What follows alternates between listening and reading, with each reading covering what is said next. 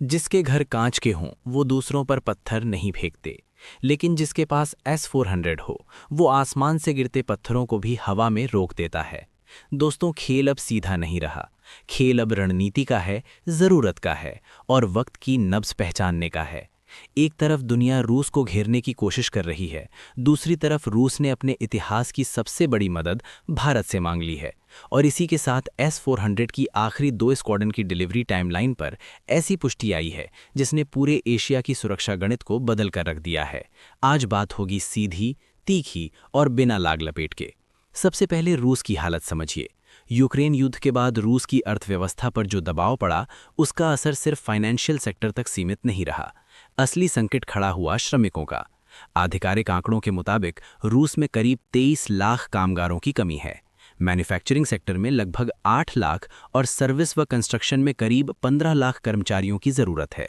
ये कोई छोटा आंकड़ा नहीं है, ये किसी मध्यम आकार के देश की पूरी वर्कफोर्स के बराबर है।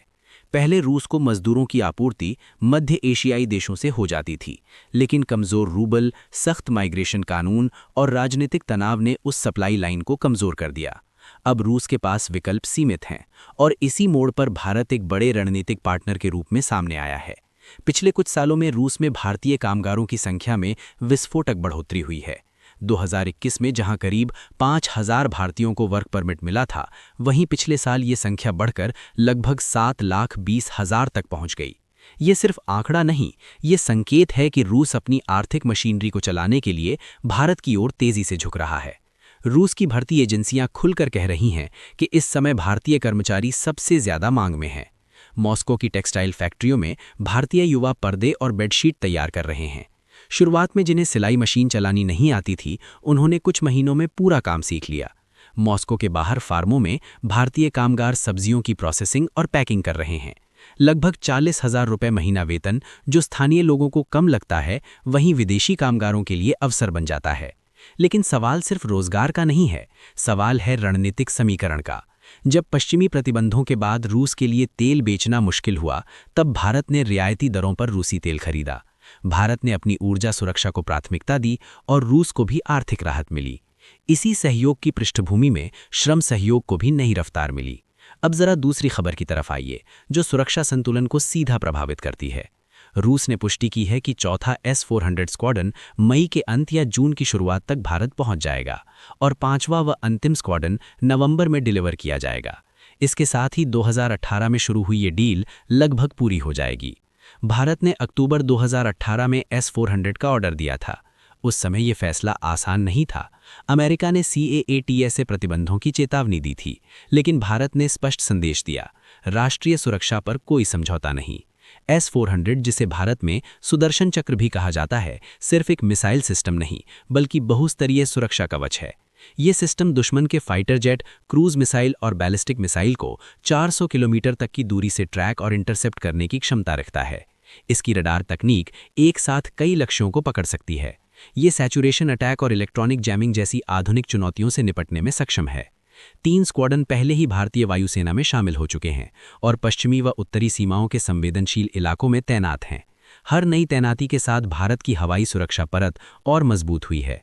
और अब एक अहम बात, मई 2025 में सीमा पर हुए तनाव, जिसे ऑपरेशन सिंदूर नाम दिया गया, उस दौरान S-400 ने 6 सफल इंटरसेप्शन किए।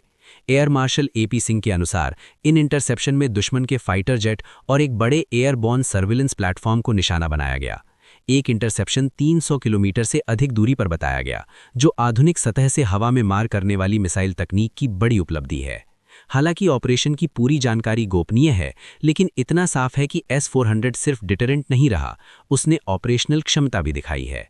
ये संदेश सिर्फ सीमाओं तक सीमित नहीं बल्कि वैश्विक शक्ति संतुलन तक गया है। अब इन दोनों खबरों को जोड़कर देखिए।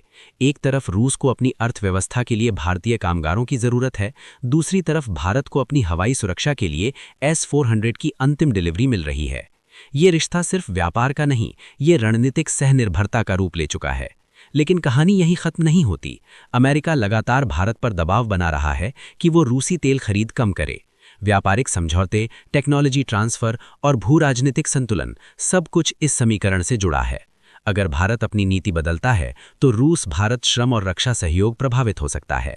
लेकिन फिलहाल भारत ने संतुलन की नीति अपनाई है, न किसी के खिलाफ न किसी के दबाव में। आगे क्या होगा? चौथा और पांचवा S-400 स्क्वाड्रन आने के बाद भारत अपनी तैनाती रणनीति को और परिष्कृत करेगा।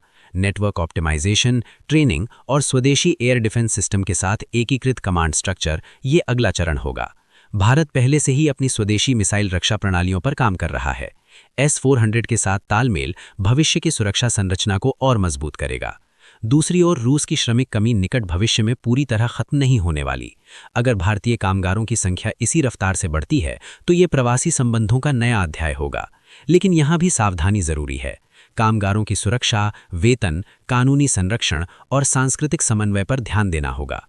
दोस्तों, अंतर्राष्ट्रीय राजनीति में दोस्ती स्थायी नहीं होती, हित स्थायी होते हैं। आज रूस और भारत के हित एक दूसरे से जुड़े हैं।